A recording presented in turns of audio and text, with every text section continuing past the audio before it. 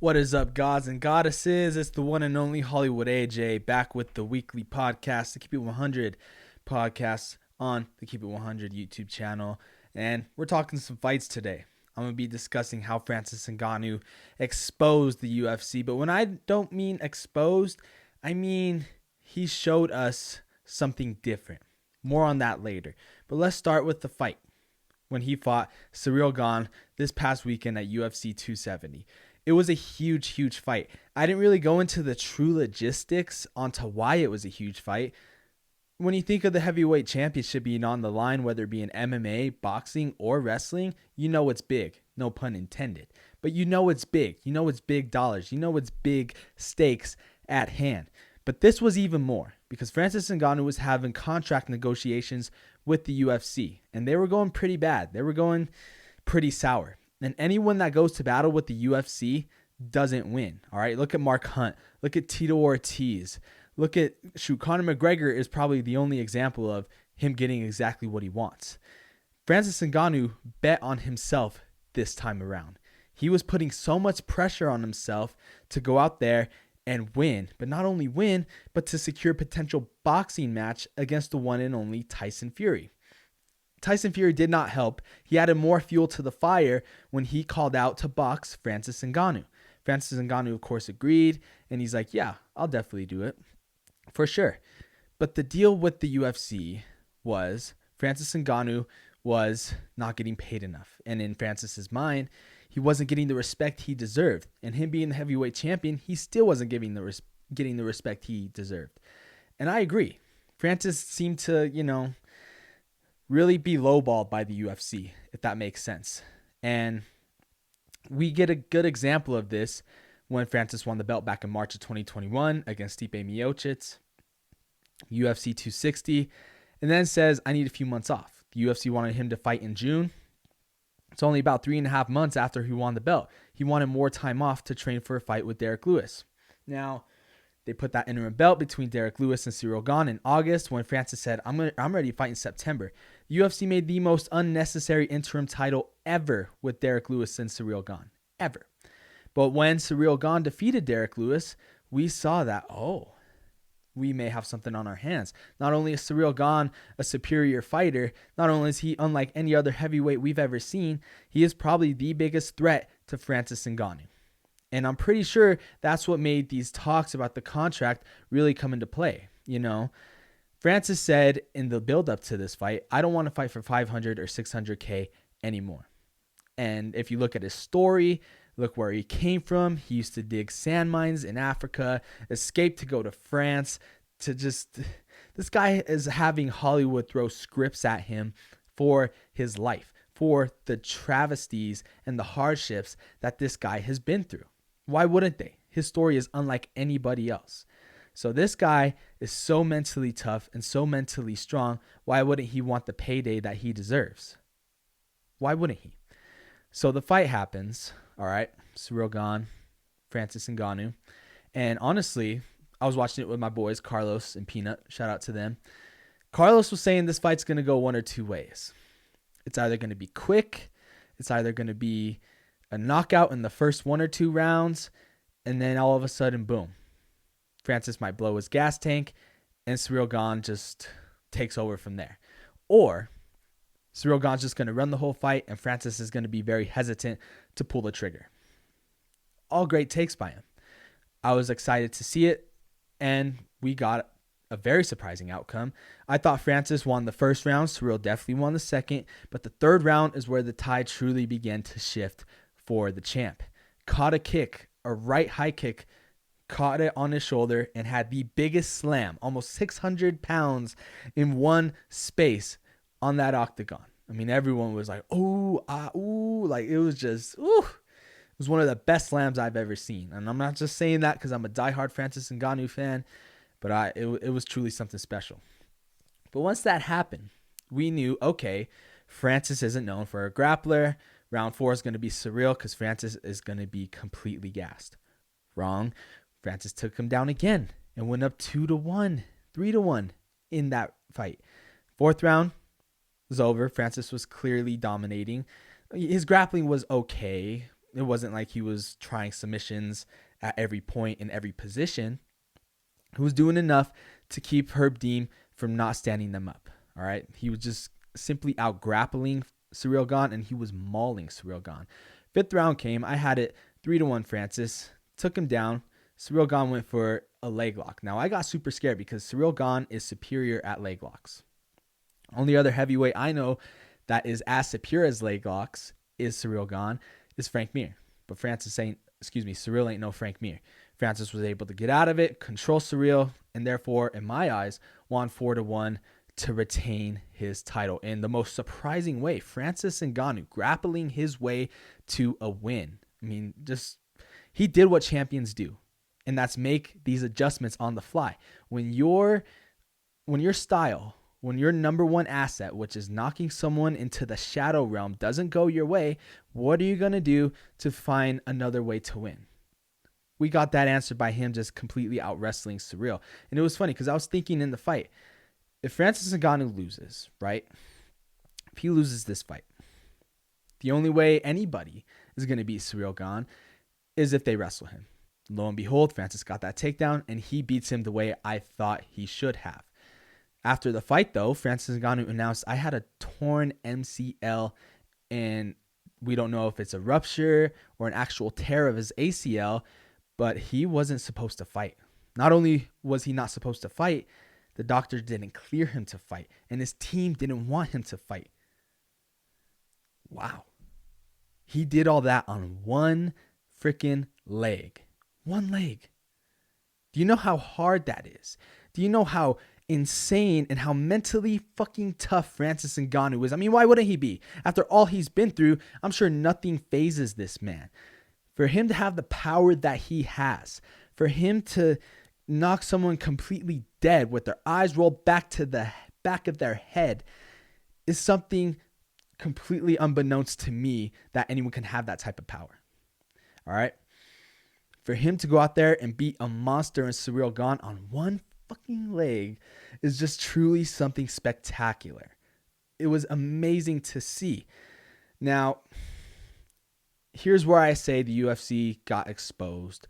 But when I say exposed, I just mean, okay, Francis Ngannou's winning this battle. Dana White didn't go in the octagon and put the belt on Francis. Mick Maynard did, the matchmaker for the UFC. He didn't even attend the post-fight press conference that most fighters on the card attend, and of course the UFC president does. When you go to a press conference as a reporter, you mainly want to hear from the boss. Of course, you want to hear from the champions, but you mainly want to hear from the boss because we know his word is as close to God as we'll ever get. He didn't show up. And I find that totally befuddling. That had me absolutely puzzled. How is it that Dana White is not giving Francis the respect that he deserves?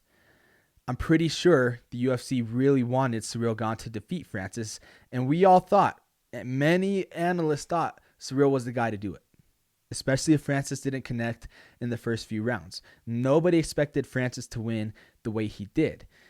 Now the boxing talks are emerging again.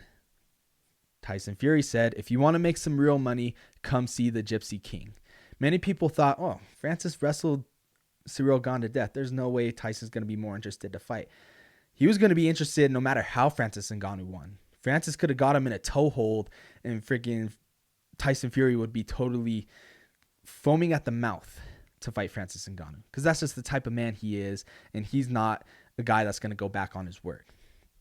But Francis truly needed to win this fight in order for these talks and in order for him to go into the realm of invincibility, I would say. Now, they're upset, and by there, I mean the UFC. Dana White's upset because he knows Francis has the leg up. He is the heavyweight champion of the world, the baddest man on the planet. And do you know how much he got paid this past Saturday night? $600K. Your heavyweight champion of the world is making $600K. Not only your heavyweight champion, but probably the most popular heavyweight champion that the UFC has ever had aside of Brock Lesnar. Brock Lesnar, sure, he was a WWE star. He made millions of dollars in the process. He made probably $1 million in his first ever fight against Frank Mir. That's not the here nor there. What I'm saying is, when you think of heavyweight champ, you think of Tyson Fury, you think of Deontay Wilder. All those guys make $20 to $30 million. But the UFC predicates itself on throwing fights almost every weekend per year. So with or without Francis Ngannou, whether he chooses to re-sign with the UFC or not, the UFC is going to be totally fine. So here comes this question. Was Dana White afraid of?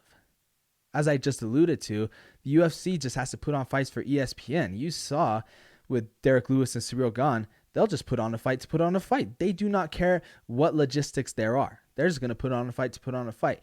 Now, if it makes sense, of course, they're going to do it. But here's the point. Francis wants to get paid what he deserves. There's a rumor saying that the UFC offered him $7 million. He turned it down because he knows you guys aren't going to treat me the way that I want to be treated. So why am I going to sign for $7 million? And I'm sure you guys will agree, or you that is watching or listening will agree, that Francis Ngannou deserves the payday that he so desperately wants. It's like going to win a championship with another team. It's like Francis won a championship, but he wants to go win another ring. He wants to go win another ring. And it's not like he wants to join another team. He even said himself, no, I want to re-sign with the UFC, but I want them to co-promote my fight with Tyson Fury. And that makes everybody a winner. That makes everybody a winner. Think about it. They did it before with Conor McGregor when he fought Floyd Mayweather, obviously. So why not do it again? UFC made more money when Conor McGregor fought Floyd Mayweather than ever before. More people became accustomed to the Ultimate Fighting Championship back when Conor fought Floyd. And not only that, but think about it. There's still a lot of casual fans in the UFC. You're only going to get more fans. Dana White's only get more money in his pocket. Francis is going to get the payday he wants. Everybody will win. So why is Dana not jumping on this? What's the deal? We get into the contract talks, and they're even more confusing than this whole timeline that I've been explaining to you guys. In the contract, someone asked Francis in the press conference, like, so are you just going to wait it out a year, or what's the deal? You have to understand that these contracts work differently than boxing contracts. And it's no secret by now, UFC fighters get paid pennies compared to what boxers get paid. Everyone is seeing that. What Francis is saying is, my knee's hurt, I'm going to need surgery, so therefore the UFC doesn't really want me to fight anybody, so I'm going to be on the shelf till next year. Now is more of a reason. And here's the other caveat to all this. If Francis does need surgery, then that is the perfect time to, one, put on an interim title between either John Jones or Stipe Miocic, or John Jones and Ciryl Gane. Perfect time. And if Tyson Fury and Francis Ngannou decide to box between now and January 1st of 2023, we all get what we want. You're telling me you don't want to see a Francis Ngannou Tyson Fury fight? That fight would break records, and that'd be like a true Rocky versus Clubber Lang type story. I mean, wow. I'm already excited just thinking about that fight, and nothing's even official. But it's confusing in the sense that Francis Ngannou really, we don't know if he's going to need surgery. We don't know how long he's going to be out. The only point we do know is if Francis decides to go and get surgery on his knee, he's not going to fight for the rest of the year. And therefore, his contract will be up. And therefore, we're going to see a lot of complex things that not really many of us are going to understand. But of course, it's my job to make you guys understand and to help you guys understand. I do think he gets surgery, and I do think he's out for the rest of the year, and I do think there's going to be an interim title on the line in the next few months. Does Francis re-sign with the UFC? It's going to take a lot. I'm sure Francis's agency team is going to be like, hey, man, it's going to get dicey, but trust the process. You're going to get what you want.